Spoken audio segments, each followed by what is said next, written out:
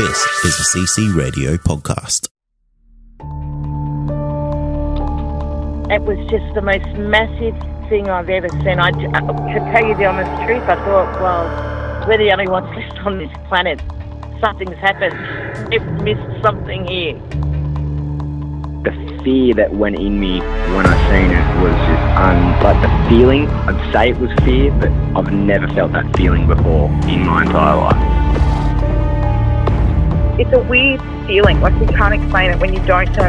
You feel like you're being followed, but you don't know what it is. We had two to our right, another one in front of us, another one to the left, and another one just across the road, shaking the daylight out of the tree. All we get was a big red eye. I remember waking up and looking at the end of the bed, and there was a figure there, almost insect-like, and then I blacked out. Welcome to the show, everyone. You are listening to Believe, Paranormal and UFO Radio. My name is Cade Moyer, and thanks for tuning in. If you've had an encounter, get in touch with me. My email address is believe@ccradio.com.au, or you can message me on Facebook at facebook.com/Believe UFO Radio. If you enjoy this episode, there are a few things you can do to help the show. Firstly, you can go to iTunes and leave us a 5-star rating and review, or you can share the show around social media with your friends and family, and that will help us grow. Tonight I have Dan joining me, and Dan has had some absolutely incredible Yowie encounters. He tells us about his very first encounter with a Yowie at the racetrack around the Blue Mountains, followed by his experience being face to face with a small hairy creature, and many more encounters. But before we get into that, if you wish to support the show, we now have a Patreon. By becoming a Patreon, you'll get access to a whole bunch of goodies such as exclusive episodes, high quality audio, and monthly live Q&A sessions with me. There is still time to get yourself one of the limited edition founding members badges we have for the first 25 supporters. So if you want to help support the show, you can find links for that in our show notes. And finally, if you want to chat to other listeners of the show, simply jump on Facebook and search for the Believe Paranormal and UFO fan group. But that's enough of me talking. Let's get into Dan's encounters. Tonight I'm joined by Yowie Dan, and if you can't tell by his name, Dan has had quite a few Yowie encounters. So Dan, welcome to the show. Yeah, hi. Thanks very much for having me. No worries. I'm very excited to have you on because you're kind of a bit of an internet folklore around this way, and the amount of Yowie encounters that you've had throughout your life is quite amazing. And I want to kind of go all the way back to your first Yowie encounter. Do you mind telling us about that one? It was way back in 2005. As I've said before to other people, it takes an encounter or a sighting to get you interested into Yowies or to believe that they are a possibility. So what I was doing, I was at Appin, which is just south of Campbelltown, which is, you're looking at 50, 60 k's south of Sydney. Anyway, I was there at a greyhound track of all places. I used to train greyhounds as a hobby. Anyway, I had one of my dogs there, and Appin's a straight track. It's not a circle track, it's straight. So there's only two boxes, 274 metre boxes and a 366. It was around July, so it was 7:30 in the morning, and I remember it was on a Tuesday because they only trialled Tuesdays and Thursdays, and I could only get there on a Tuesday. So anyway, I'm waiting for my trial. So I had about 4 or 5 trials ahead of me. So it's about half an hour wait. And after waiting down there at the boxes, all by myself, just with my greyhound, my dog turns around, and my greyhound had never barked before then. She was very quiet. And then she just starts barking frantically. And like, it's more like, when dogs bark and then they bark where they're kind of half scared as well, like they're not sure what's there, because she smelt whatever it was. I didn't hear or smell anything, and because it's really thick tea trees down the bottom, and you can't even see in a metre. And after probably about 5 or 6 seconds of her barking, because I'm like, Sally, what's going on? Like, and she's looking up at me like, there's something there, looking back into the trees. Anyway, this thing, whatever it was, it starts howling and screaming, come from something with a massive lung capacity. And then it starts shaking this tree around, big gum tree, which cracked all the roots of the tree. The tree was like laying on its side, another tree was holding it up. And then it ran off and it sounded like the biggest sledgehammer hitting the hardest ground. And I was like, what the hell is that? And then we ran up to the other boxes, and the people said, yeah, you look like you've seen a ghost, and look at the dog. Looks like it's been electrified. So I told them what I heard, and they're like, oh, we didn't hear it. We didn't see anything. So, yeah, after that, I was a bit intrigued, like, these Yowie things could be real. That wasn't a dog. It wasn't a person. It wasn't a cat. It wasn't like a panther or anything like that. So I've come back to the computer after I finished down there at Appham's trialling my greyhound, and I looked up the AYR Yowie Hunter site that had been going for at least 10 or 12 years before I had my encounter, and looked up and seen exactly what an Yowie was, and tried to find a bit of information about it and told my story of what happened. That's incredible. Yeah, that's what I thought at the time, and I was like, it was what I say to people is, if I had a sound recorder going for some reason, it'd be like the best scream or howl you'd ever hear. And it was probably 5, I'm estimating between about 5 to about 7 meters away from me in the bush. Yeah, right. And what did you think at the time? I was just like, I don't know what this is, but it's like, it sounded like the scream and the howl raw was more directed at me to, it was angry. It wasn't something that was just like a nice little howl. This thing was like projecting it towards me to like go away. And then, I just took off after that, the dog. So I was so scared. And I just didn't know what to think. So that's why I got on the internet and looked up this creature and thinking, gee, the only thing I can think of that's got that is the mythical Yowie. So, back then I knew they were like a Dreamtime story with the Aboriginals, but I didn't really think they were a real thing until I had an encounter, and I was like, gee, there could be something here. These people that have been telling stories all these years could, be telling the truth. Yeah, that's absolutely amazing. And for it to happen in such a public place, that's really fascinating. Yeah, but there's been, after I went onto the AYR site and I talked to Dean Harrison, there has been a number of accounts of people seeing small Yowies, like the smaller Junjati or Junjati. I don't know how to properly say it. But anyway, they've been seen in around the areas. I've actually done some research down there, and we had a couple of them kind of going around us. It was my wife and another fellow researcher. We went down there with a couple other people to research, and they come down the ridge and they started circling us. And I don't know, whatever animal will come down and circle you.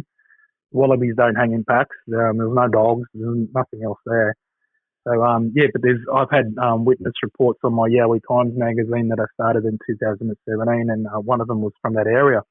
That one of the fellow researchers who doesn't really research Yowies, he researches the Black Panther, and he said to him, he was driving down Appin Road and nighttime with a girlfriend at the time, and he ran straight across the road in front of him. Far out. Yeah, so it's an active area. Yeah, absolutely. And what I've noticed is you can get on Google Earth and look at Appin where the greyhound track is, and an animal can walk from there all the way back to the Blue Mountains and not be seen because there's bush going all the way from there all the way to the Blue Mountains.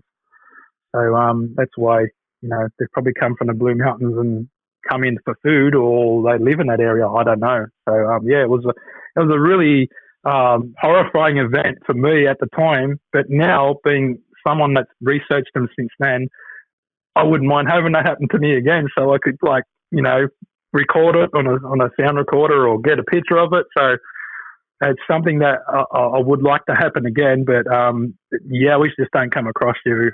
I go researching and might come across something that's tangible proof like once every 10 times. So it's not something that pops up every week that when you go out. You really got to plan where you're going, look up where there's been a lot of past sightings, or put out some trail cameras, which I really haven't had anything walk in front, which no one has. But I get a lot of sound recordings, and I forget some really good sound recordings, and then I'll start researching that area, like go camping there over the night and see what I can get.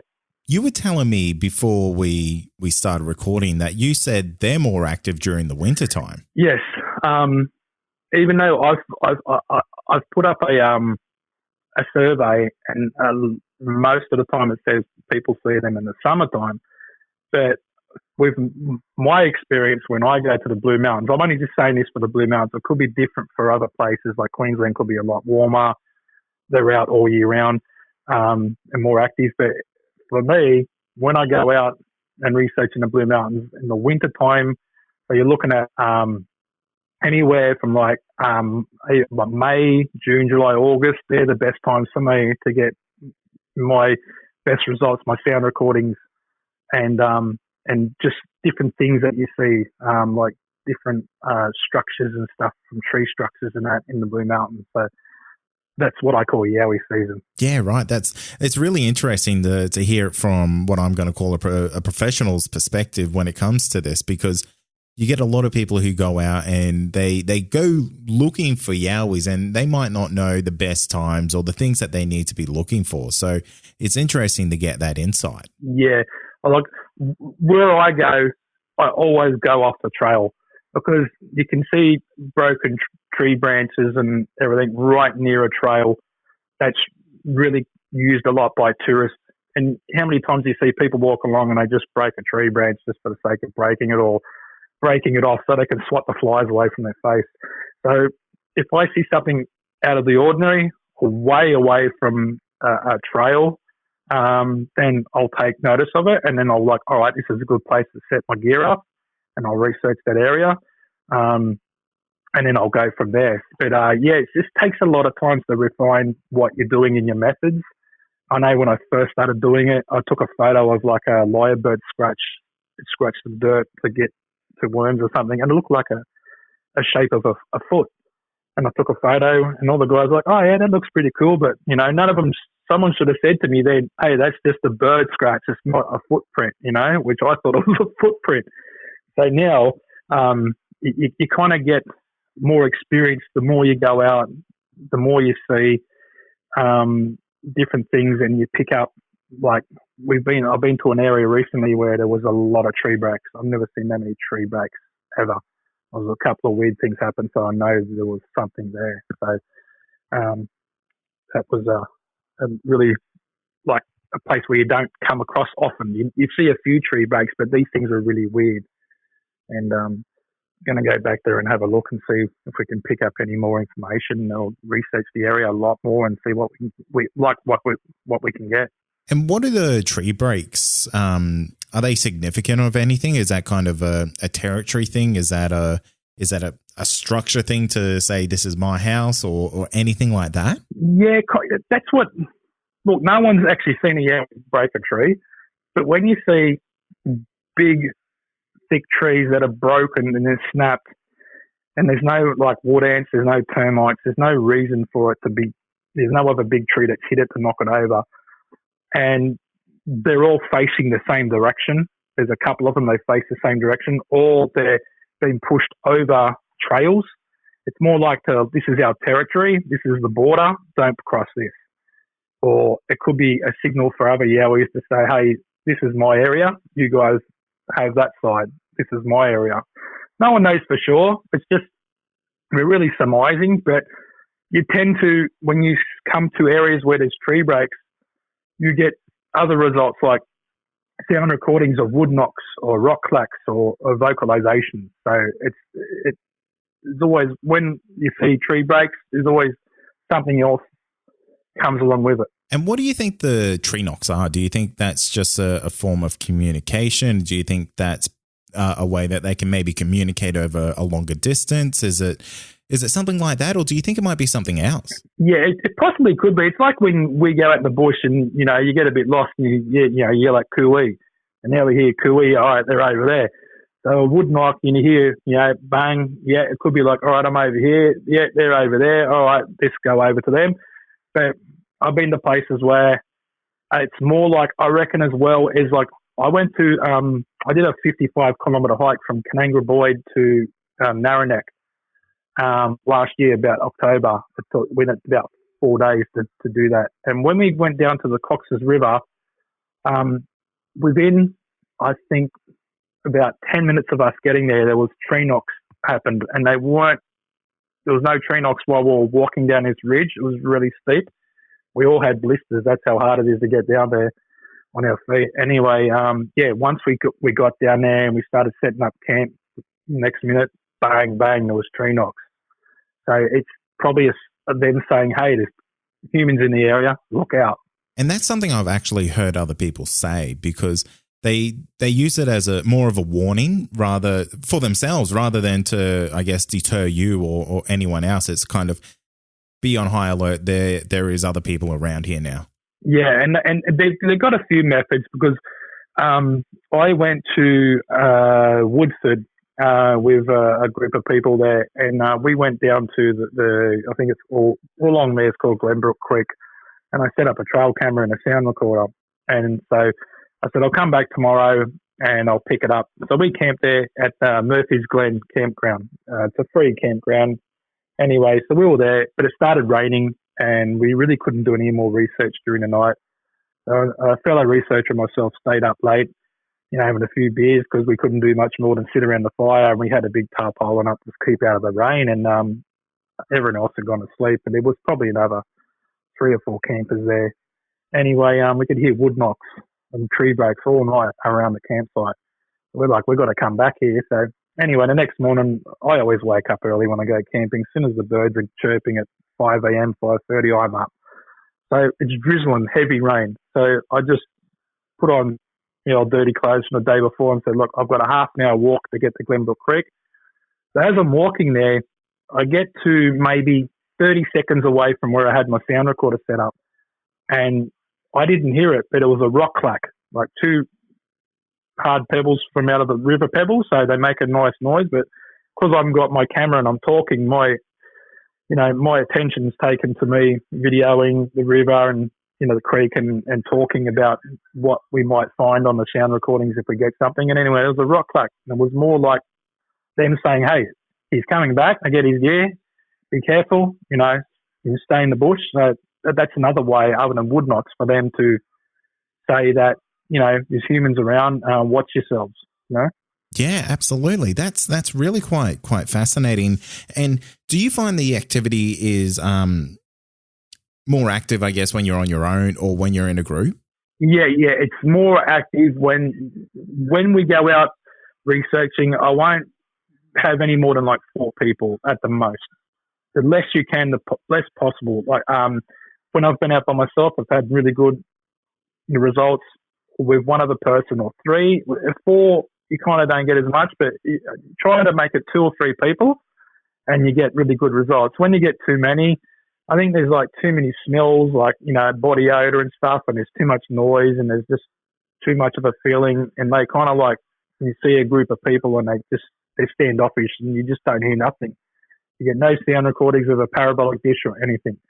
But if you're by yourself or 1 or 2 or 3 of us, yes, that's when we've had our best results. I wonder if the larger groups are a little bit more intimidating to them. Yeah, exactly. That's what I found. Like I've taken our big groups and we've just got nothing at all. Not even a thing. So now, have you had any other encounters that might have been as aggressive as that very first one that kind of hooked you on the Yowie phenomenon? I have seen a small Jundretti face-to-face. It is on the AYR audio reports under Glenbrook.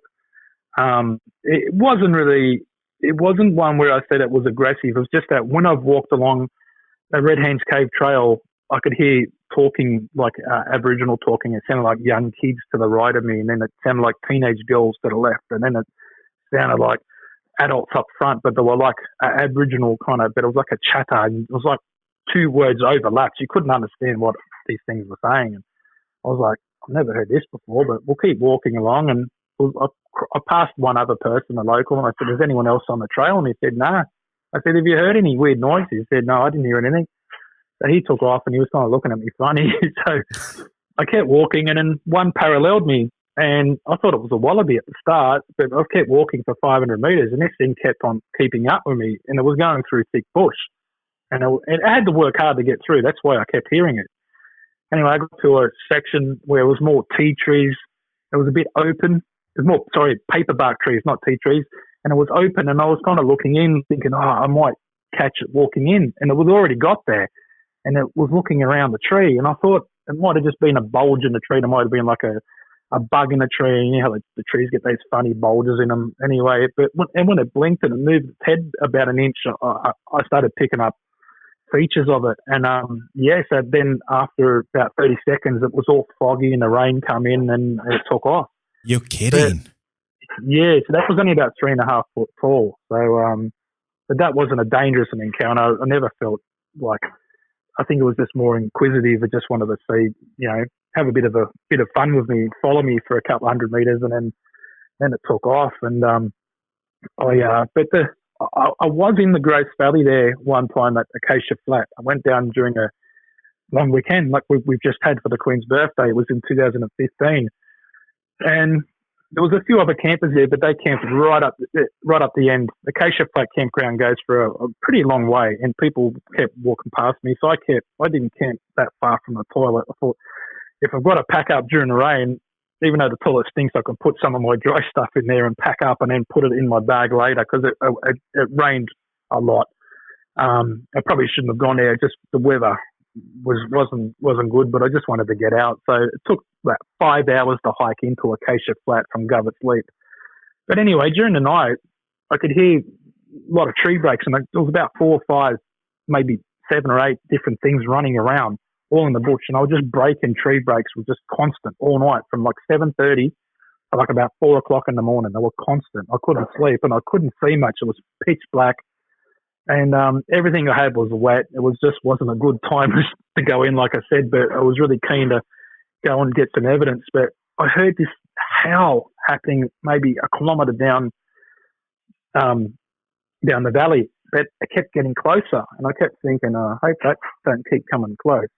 So anyway, it kept coming close until it was virtually 3 meters from my tent, and it made this big, massive, raw howl, and I'm like, oh, shit. Oh, wow. And I looked out my tent. I got the courage to look out my tent, and it was pitch black, and I could still see the silhouette of this thing standing there.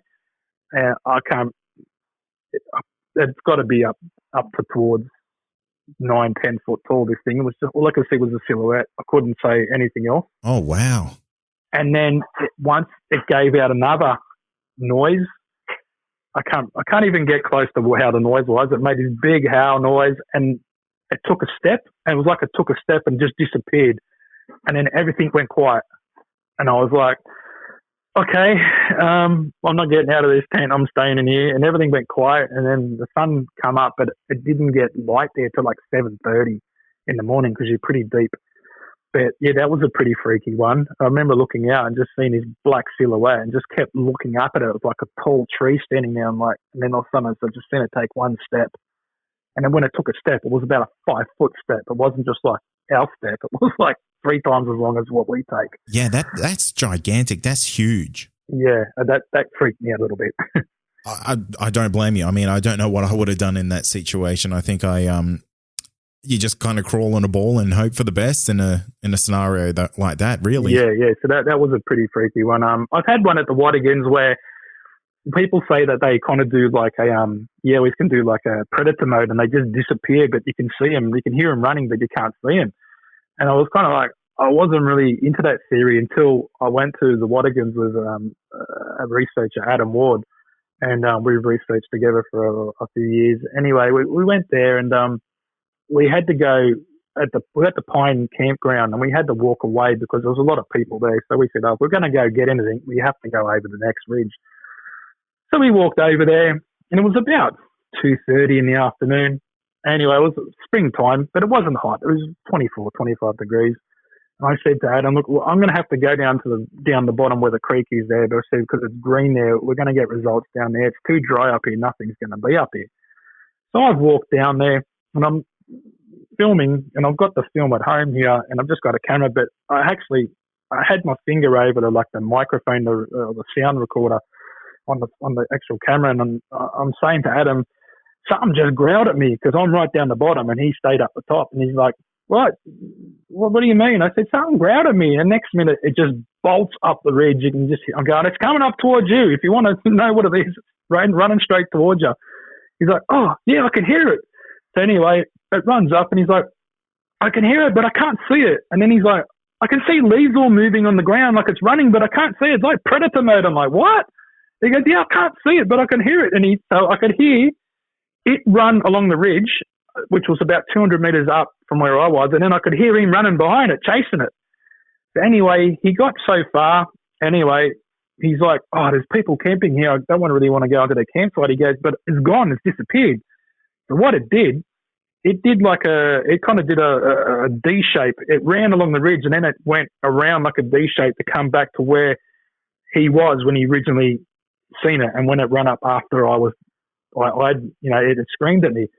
So in that meantime, I'd walked up the ridge and climbed through all the vines and everything, and it was a pretty hard way to get up and down, but I wanted to see what was down the bottom where the creek was and see if there was any results there, any footprints or anything. But anyway, I've got to the top and I've got my camera and I'm looking around.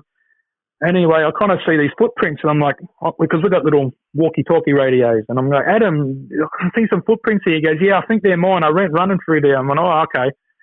And then I just happened to look up, and as I looked up, I seen it walk down about 50 metres away from me, walked down, and it was like its arms were swinging. It was probably 6.5 foot tall, and it went back down the ridge towards the creek. And I'm like, Adam, it's over here. Get over here. And he's like, and then he said, he can't run it over. So he went chasing it down to the creek, but he couldn't get too far because it was all vines with the hooks and that in there. And then it disappeared. And we went back there that night with some night vision camera and parabolic dishes with sound recorders hooked on. So whatever it records, it records it in digital sound and crystal clear. And something come flying up the ridge from behind us, but stopped right at the tree line. But even with the thermal camera and that, we couldn't see it. Whatever it was, it just like it was there and then just disappeared. So after that, I was like, this thing where they say they can blend in and go predator mode and disappear in the bushes, I'm kind of believing it a bit because it's happened to us. So that was a pretty weird day for us. I've seen it, but when Adam chased it, he said, I couldn't see it, but I could see all the leaves and that moving and I can hear it running, but I couldn't see it. And I heard it run too. I heard it growl at me. That's really interesting, Dan, because you're not the first person I've spoken to that has who said something like that. And I don't know if this was actually put on the air or not, but I was talking to someone who said they saw the Yowie that they encountered cross a path in front of them and it basically disappeared into thin air. Yeah, I've heard that story a few times before this happened, and I was like, no, how can a flesh and blood animal do that? But I know Adam pretty well for a while, and I know he doesn't crap. He tells you straight to your face what he saw, and he goes, I didn't see it. I just chased it, but I could hear it, but I couldn't see it. And I said, well, it could have been something small. He goes, no, it was too loud, man. He goes, it was something running. And he goes, then you saw it, so how could it be a small creature? I'm like, yeah. So, yeah, I'm still a bit mystified over that. If it happens to me again, I want to try and get more information about it. But no, that's a mystery. Like people say, it was there 1 minute and then it was gone. So what is it doing? Is it got some kind of powers or something? I don't know. Does it blend into the countryside so well that you just can't see it? I don't know. Well, and that's it. I mean, it's such an unknown thing. I mean, I hear people's theories that they think they open up other dimensional portals and they walk into that to disappear. Yeah. I've heard that. Yeah. Yeah, and you hear that maybe their camouflage is just so fantastic that you could walk past one and never ever realize it, or maybe they are a paranormal thing and they can just disappear. Maybe they're more of a spirit type of entity rather than a physical type of, I guess, creature. Yeah, well, when you look at kangaroos and wallabies, you go walk along trails, and if they're standing there, you don't see them until they move. And they're just standing in the open. It's because you look at their coat, like especially some wallabies, they're dark, and you've got the kangaroos and the grey. You look at the bush, it's grey, brown, black, all different greens from when it's burnt and when it's not.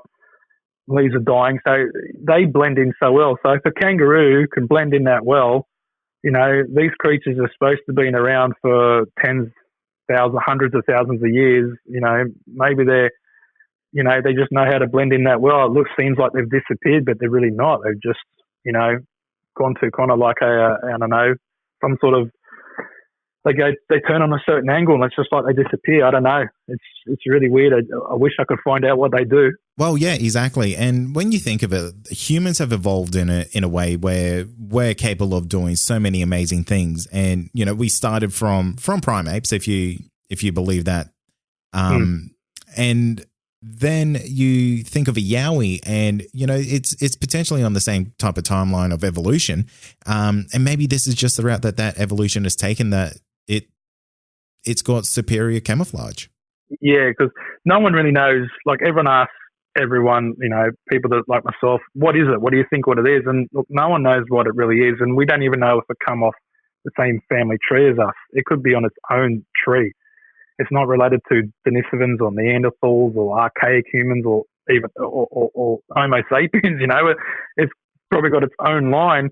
And then they've even said that, you know, there could be like it could be like something from a marsupial ape or something like that's been said. No one knows. So it's been around that long. It's just a master of disguise. And we just don't know how to see it once it, you know, it gets into the bush. And you got to remember, the bush is its home. Like, we live in houses in the street, in the suburbs. We go there, we're going into its home, and it's the master of its habitat. So, you know, we're trying to find answers where it could be a really easy answer. But, you know, until we know that, it's going to take a while for us to find out. Well, that's exactly it. It's just kind of looking in the right areas at the right time, and you might just find the answers that you're looking for. Now, Dan, before we wrap up tonight, I'm really intrigued about this juvenile Yowie that you saw. And when you said you came face to face with it, how close were you? It's not a juvenile Yowie. It's actually, it looked like it was an adult of, even though it was only 3.5 foot tall. That's how they call them in Western Australia. I think they call them brown jacks or something like that. There's all different names for them, but that's how big they are. And I was about 6 meters away from it. Yeah, wow, that's incredibly close. I mean, what features could you see on this creature? Basically, it was either chocolate brown or black, because it's raining, and you know, like, you get blonde hair and it gets wet, it goes darker. Yeah. So it's either really dark chocolate brown or black. I couldn't really say which one I would say if it was black or brown, but it's one or the other. It had really petite features, so it had like a gorilla type nose, but it was only small. So if you get like a big gorilla nose or big ape nose, and then you shrink it down. And then it had small lips, wasn't really a big lips, and it had like small ears, but the ears were kind of dark. The ears were kind of like, they didn't go black, but they were like a darkish color, but its face was like a grey blue. But the funny thing was, it didn't even have a wrinkle on its face. It was like it had plastic surgery and everything. It had Botox. It had no wrinkles whatsoever. And that was the really funny thing about it. And the cheekbones weren't massively high, but they were pronounced. You can see the cheekbones are pronounced. And the hair was like ours. It went around its head and then around the ears, but the hair was right along the chin line. And there was all hair on its neck, and there was no hair on its face, but around the chin line it had hair. But that's all I could see. I could only see its face because it was leaning around a tree. So, and this paperbark tree was pretty thick, but it wasn't. If that was a big, huge animal, it wouldn't have hid all the rest of the body. So it was facing the same way I was walking along the trail, and it was just standing there, and it just had its head poked around the tree, and it was just staring at me. And until it moved and blinked, I really couldn't pick up any features. And then once it moved and blinked, and then I started picking it up. But it had really round eyes, and they were jet black. There was no white or no iris. I could just see jet black eyes. And it only did blink that once. And other than that, it just stood still after that and didn't move.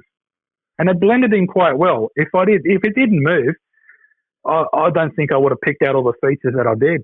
That's amazing. I mean, I've actually never heard of anyone encountering anything like that before. There's been a few people. There's been a couple in Queensland when I think one actually came up and touched a guy. He was actually, I think he was like an army guy, and they were doing something, and he was laying down because he was tired, and it came up and it kind of pushed him in the back of the head, and you know, he kind of looked up and seen it standing there. And there's been, I think, Aboriginals where they've gone up to it, and one of them's been sitting on the side of the road, like right in the outback, so there's no cars going to be coming up, and they kind of looked at it, and they looked up at him and stared at him, and they all took off and ran away. So And there's been accounts where I think another Aboriginal man, I think he was on Palm Island, and he said they used to come around and play tricks and steal stuff and come in and push their beds while they're asleep at night. So they're kind of crafty little buggers, they say. Dan, do you have any advice to anyone who might encounter a Yowie? Just, the best thing to do with any animal that you're not sure of, just back away slowly. Don't do anything like try and run and charge it or scream or anything. They're a pretty placid creature most times. On the odd occasion, depends if it's breeding season. And we're not sure what time that is, but that's what people say. Sometimes when they're angry, they're breeding season. But if you do come across something, just don't do anything stupid. Just, if you can get a good look at what it looks like, because most times you'll take in everything straight away, like what it looked like straight away. You don't have to be there for 5 minutes to see, what kind of nose it had or how tall it was. When you see something that most people think that's not real and it's actually standing in front of them, they take a lot more in than what they realize. So just back away, don't make any sudden movements, just leave it be and just try and get out of there as quickly and quiet as possible. And I've done that one time myself, but I never saw the animal, but I knew something was around, so I got that feeling that like a bad vibe. So I just kind of like packed up my gear and quietly walked out. So that's the best way to do things. Like, you see a dog that's barking at you, they say never look into an animal's eyes, because when you look into their eyes, you challenge them. So you just don't look into their eyes also. Yeah, and that's probably for the best as well. So, and just before I let you go tonight there, mate, I have a loaded question.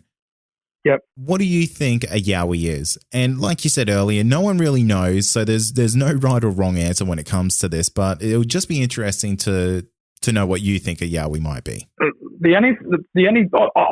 got asked this a lot of times, and I've thought about it at different stages of my research. The only answer I can give is basically it's a primate, because everyone sees it and says, look, it's gorilla, but it's got human features. So it's some type of human type gorilla creature. Not saying gorilla, but ape creature. It could be related to archaic or Denisovans. It could have even been an offshoot of humans and Neanderthals. It could have just been an offshoot from there. No one knows.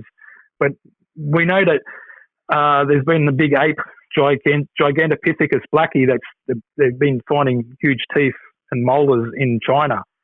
And they think it could be descended from that big ape, which was up to 10 foot tall. So currently I'm making a documentary called Track, and this is what we're trying to find out exactly what this creature is. So Track's going to come out at the end of this year or start of early next year, and it's all about researching the Australian Yowie, trying to find out what it is, and then getting as much information we can and results, and then putting it in the documentary and showing everyone what we get.